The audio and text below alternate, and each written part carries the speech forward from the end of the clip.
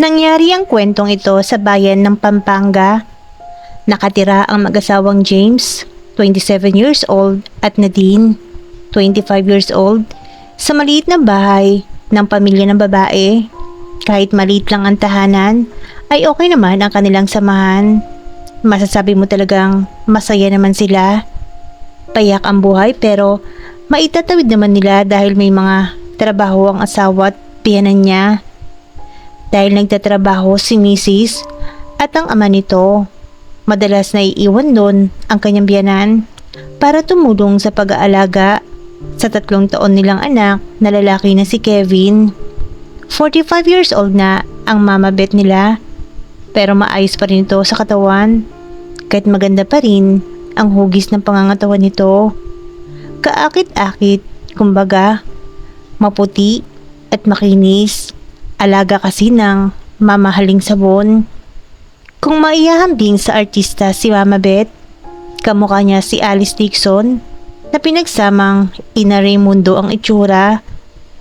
Maalaga kasi siya sa katawan, matikas pa rin ang tindig, maliit na bewang at kaakit-akit na iniingatan.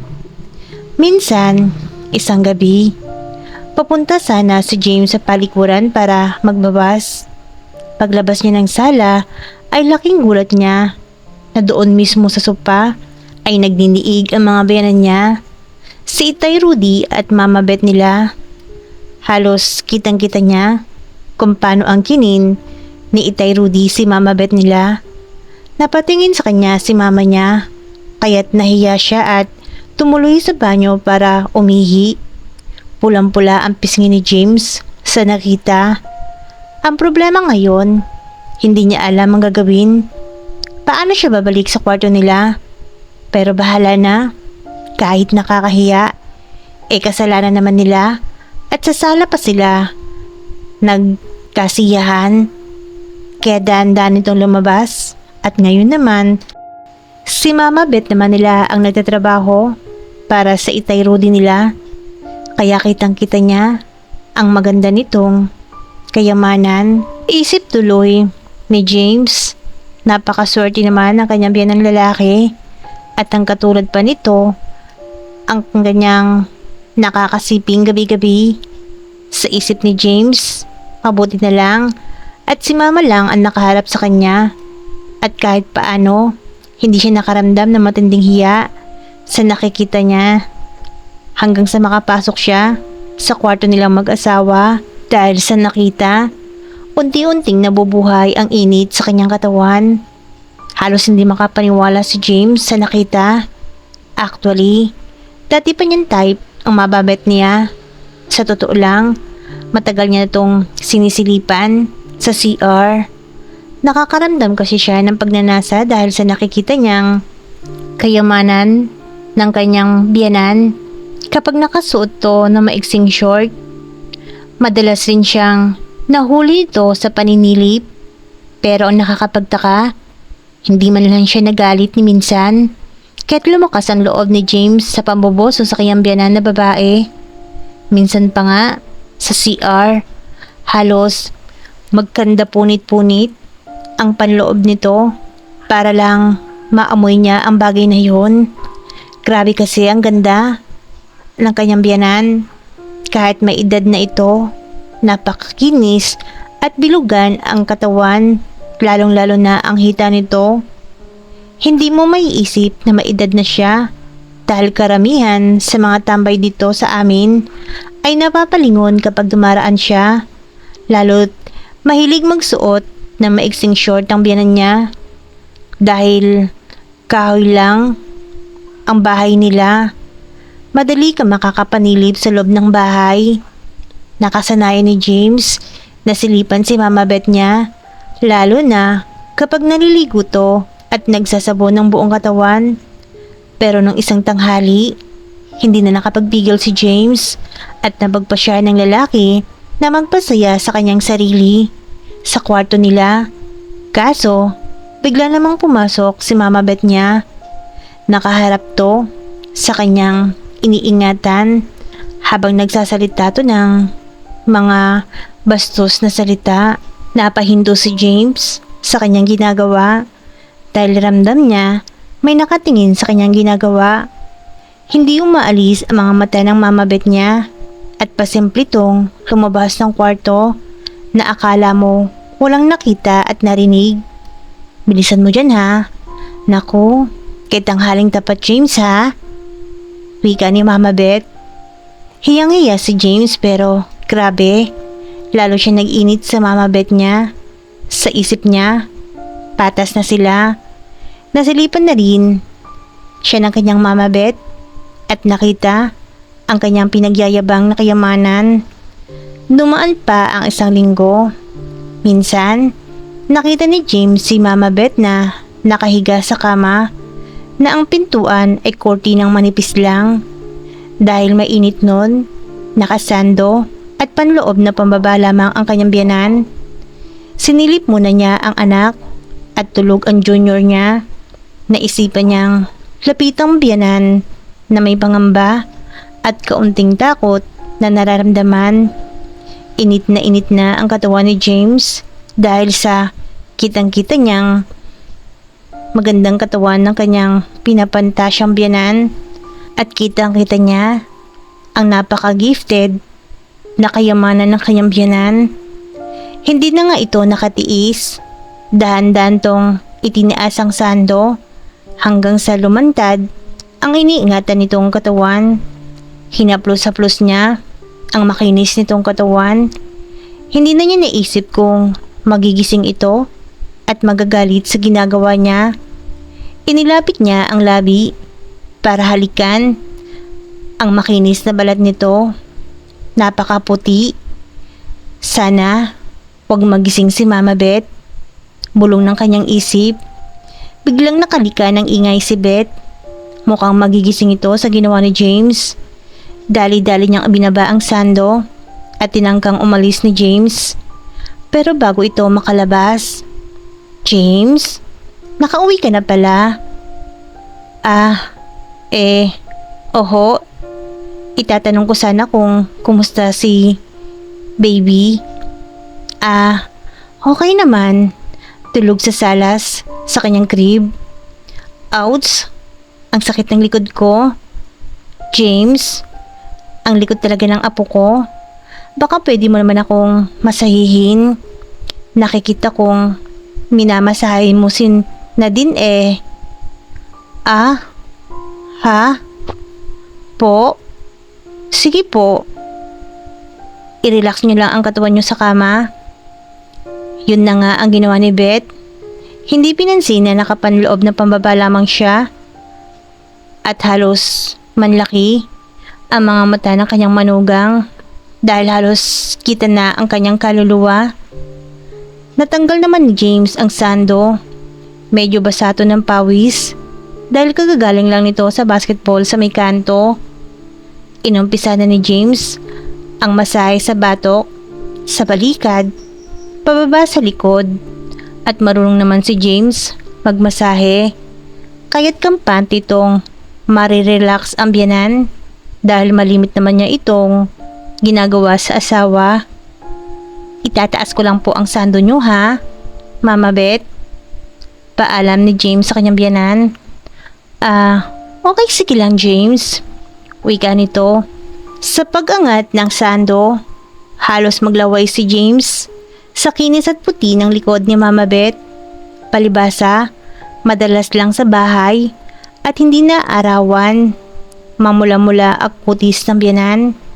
Pinaghusaya niya pa lalo ang pagmamasahe dito na may kasamang panggigigil. Ilang minuto pa ay napansin ni James na nakatulog na si Beth dahil naririnig nito ang mahihinang hilik ng babae. Pagkakataon ko na to, wika niya, kaya pinaglakbay niya ang mga kamay niya sa mahubog na hita ng biyanan papunta sa iniingatan nito. Ano ba to? Parang ready si Mama Okay kaya kung pasayahin ko siya? Sa isip ni James. Patuloy pa rin ito sa pagmamasahe.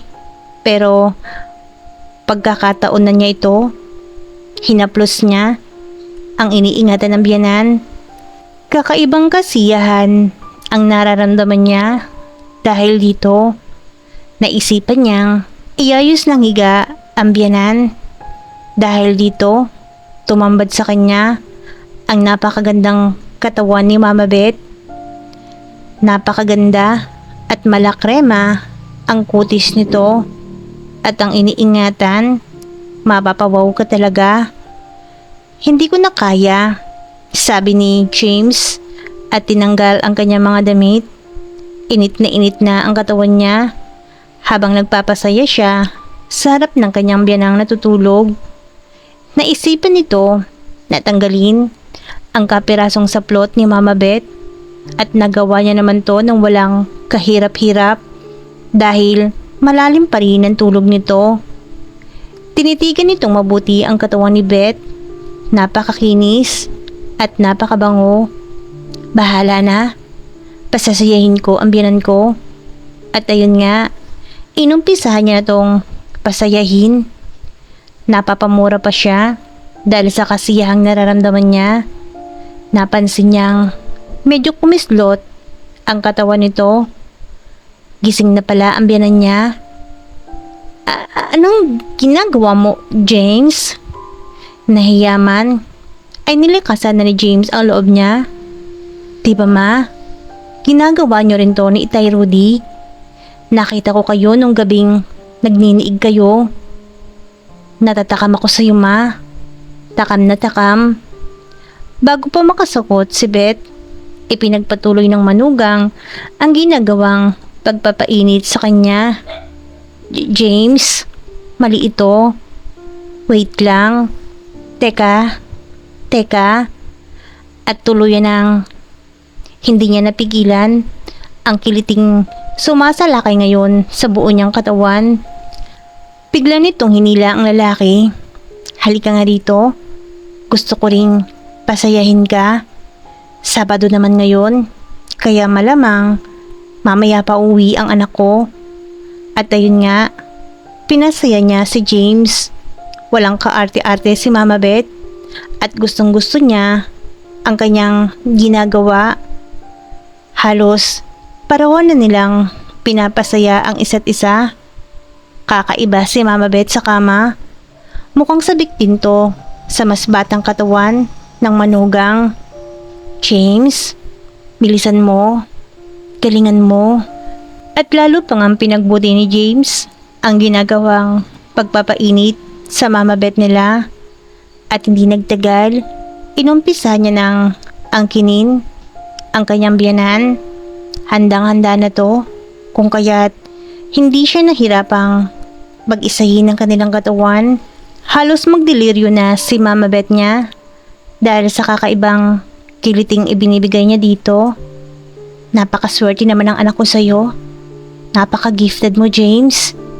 Tila hirap na magsalitang wika ni Mama Beth. Napangiti lang si James habang inaangkin ang ina ng kanyang asawa. Enjoy na enjoy siya sa idea na yon. Dalawa na ang kanyang aangkinin sa loob ng tahanang to. Dalawa na ang kanyang paglalaanan ng kanyang lakas. Maingay sila at balak sanang tapusin na ni James ang lahat. Teka lang, hindi ko pa nararating ang kasukdulan, James. Sabi pa ni Mama Beth. Pero baka hindi. Huwag kang mag-alala. Hindi ako mabubuntis. Lalong nag-init si James sa narinig. Kaya't pinagbuti niya ang pag-angkin sa kanyang biyanan.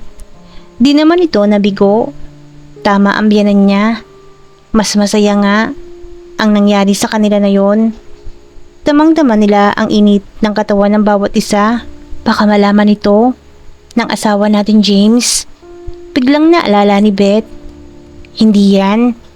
Basta mula ngayon, wala kang itatago sa akin ha, Mama Beth. Wala tayong sekreto.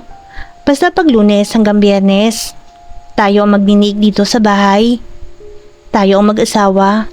At napapamura pa si James dahil kakaibang kasiyahan talaga ang maangkin ng kanyang pantatya na kanyang biyanan. Nag-enjoy ka ba, ma? Humalik lang sa kanya si Beth. Nahihiya ito na magsabi na sobrang nasisiyahan ng babae. Mamayang gabi ay aangkinin nila ang kanilang mga asawa. Pero sa Lunes hanggang Biyernes, silang naka-schedule na magniniig. Masaya silang nagpalit ng damit. Walang nakahalata sa nagaganap. Tuwing weekends, umuwi ang kanilang mga asawa. Ang asawa ni James ay sa Manila nagtatrabaho bilang marketing staff sa isang malaking korporasyon, habang ang tatay ng kanyang asawa ay madalas sa malayong lugar ang kontrata dahil nasa construction site to. Kaya Lunes hanggang Biyernes, sadyang siya lang at ang kanyang biyanan ang nasa bahay na nag-aalaga ng kanilang anak. Linggo ng gabi, katatapos lang ang ni James ang kanyang asawa na si Nadine. Lumabas to nang makitang mahimbing na ang tulog ng asawa sa kanilang kama. Pagkalabas nito ay nakita niyang kising pa ang biyanang si Beth. Mama Beth, kising pa kayo? Anong oras na? Oo Tignan mong itay nyo. Yung umuwi namang lasing. Kaya ayun, ang sarap na ng tulog. Nakatapis lang si James ng tuwalya dahil kagagaling lang nitong makipagniig sa maganda niyang misis. Bumulong si Beth sa manugang. Kaka-score mo lang sa anak ko, ano? Oo nga ho eh.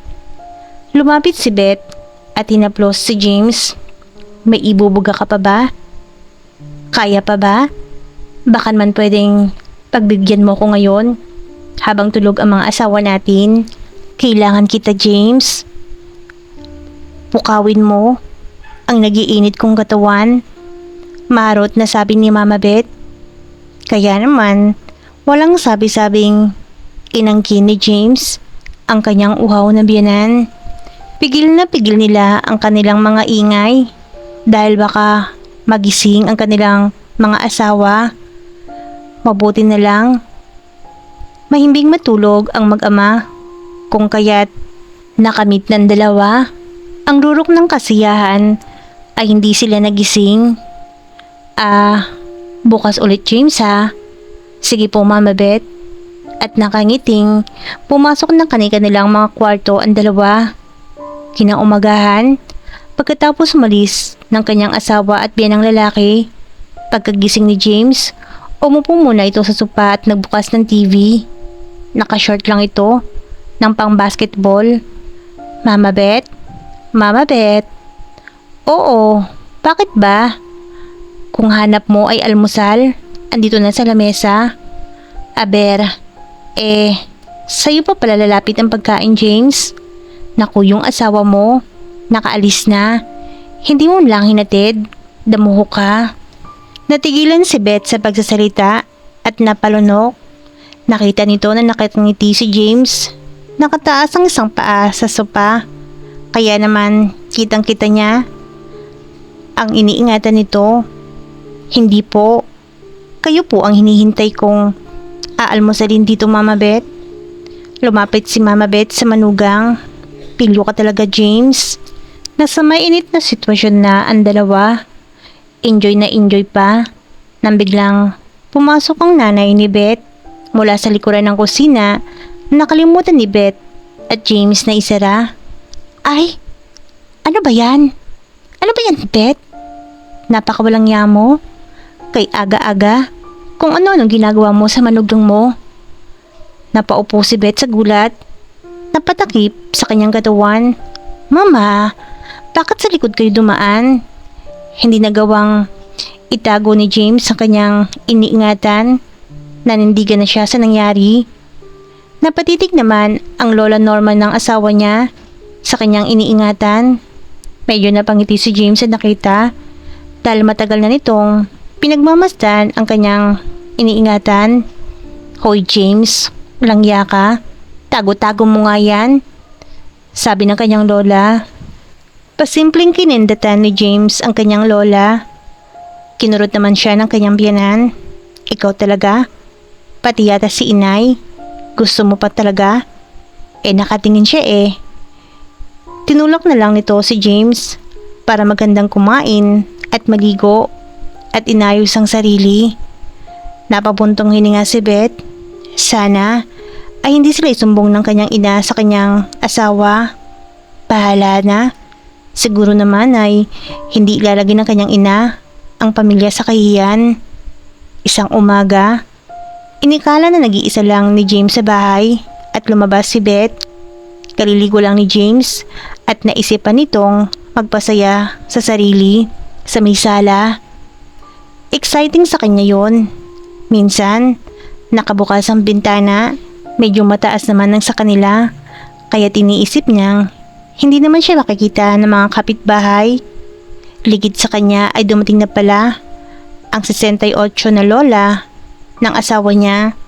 Si Lola Norma ay tahimik lang talaga kung dumarating. Madalas sa kusina, tumadaan ang matanda. Nadatnan nito si James, pero dahil nakapikit ang apo niya, ay di niya agad nakita. Naisipan nitong huwag magpakita. Tahimik lang tong nanonood sa isang sulok at nakakaramdam din ng init sa katawan dahil matagal na rin siyang nabiyuda. Kitang-kita niya ang ginagawa ni James. Napapangiti na lamang ang matanda sa kalokohan ng asawa ng kanyang apo. Hindi nagtagal at narating na ni James ang kasukdulan. Doon na lumapit ang matanda. Oy, James, Jasking bata ka? Napakahilig mo rin talaga, no? Laking gulat ni James. Lola? Nagulat naman ako sa inyo. Nakatitig lang si Lola sa kanya. Okay ha, mukhang enjoy na enjoy ka. Paglinis ka na nga. Napakawalang yamo. Sabay talikod sa kanya. Napangiti si James. Pinipigilang matawa sa nangyari. Loka-loka din talaga ang Lola Norma nila. Kinagibihan, kinausap ni Lola Norma ang anak. Beth, pagsabihan mo nga yan si James ha. Panayang pagpapasaya sa sarili. Wala ba kayong kasawa-sawang dalawa sa kamunduhan? Naku naman, makonsensya naman kayo sa mga asawa nyo. Ang haharot nyo. Inay naman, nahuli ko kanina ang walang yamo manugang mo. Ay, sobrang gifted niya ha. Walang ya talaga yon. At dun pa sa sala ginawa. Nay kayo ha. Sinisilipan niyo si James. Puna ni Beth. Medyo concerned kunwari si Inay Norma. Saka kayo ha. Baka naman mabuntis ka pa sa kalokohan nyo. Ay nako, sinasabi ko talaga sa'yo. Beth, rendahan mo yung sarili mo. Hindi mo mapigilan ang kaharutan mo eh. Bata ka. Pangangaral sa kanya ng kanyang nanay. Inay naman, ilang taon na akong nagpatali. Nakalimutan nyo na ba? Medyo natigilan si Aling Norma. Hindi nga naman mabubuntis ang kanyang anak kahit na ilang beses pa siyang ang kini ng manugang. Pero mali pa rin eh. Sinasalisihan nito ang kanilang mga asawa. Pumunta na lang to sa kusina at iinom sana ng tubig. Biglang lumabas si James mula sa kwarto. Lumapit to sa matanda at bumulong. Lola, sorry kanina ha. Hindi ko naman alam na andun kayo eh. At saka alam naman nyo, lagi akong uhaw sa kamunduhan. Bulong nito. Nakashort lang si James ang pang-basketball at dahan-dahang idinidikit ang kanyang katawan sa kanyang lola.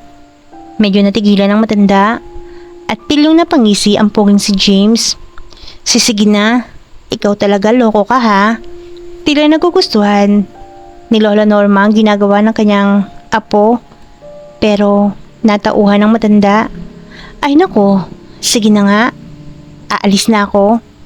Paalam ng matanda. Sige Lola, huwag na po kayo magalit sa akin ha. Secret na lang natin to, sabi ni James. O siya, babu, tugon ng matanda.